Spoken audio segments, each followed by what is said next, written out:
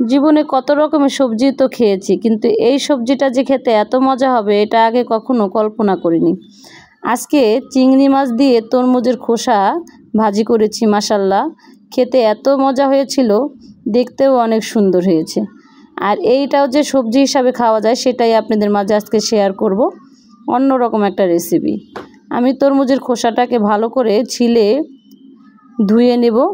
ধুয়ে এটাকে হালকা একটু গরম পানিতে ভাপ দিয়ে পানিটা ঝরিয়ে নিব।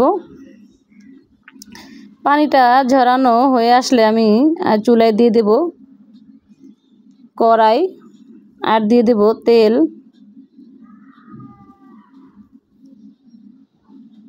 তেলটা দেওয়া শেষ, এখন দিয়ে দেব আমি এখানে কাঁচামরিচ আর পেঁয়াজ দিয়ে ভালো করে একটু মশলাটাকে ভেজে নেব। আর এই চিংড়ি মাছটা আগে থেকেই বেটে নিয়েছিলাম, কিছু আস্ত চিংড়ি দিয়েছি আর কিছু বাটা চিংড়ি দিয়ে মশলাটাকে একটু ভালো করে নেড়ে চেড়ে নেব। আর চিংড়ি মাছ বাটা দিলে অনেক সময় চিংড়ি মাছটা দলা পেকে যায়।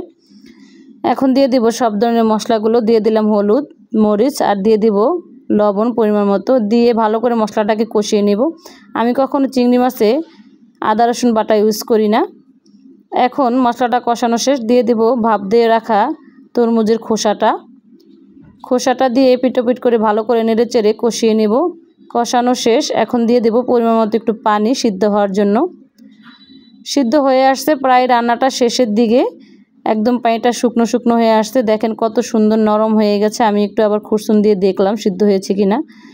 অনেক সুন্দর তুলতুলে একদম নরম সিদ্ধ হয়ে গেছে, মাশাল্লাহ। এটা দেখতে যতটা সুন্দর, খেতেও অনেক মজা হয়েছিল।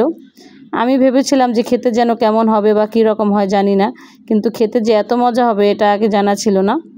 আর এভাবে করে চিংড়ি মাছ দিয়ে তরমুজের খোসাটা রান্না করে খেয়ে দেখবেন সবাই, মাশাল্লাহ দেখতেও অনেক সুন্দর, খেতেও অনেক মজা। এটাও যে একটা সবজি হিসাবে ব্যবহার করা যায়। সবাই ভালো থাকবেন, আল্লাহ হাফেজ।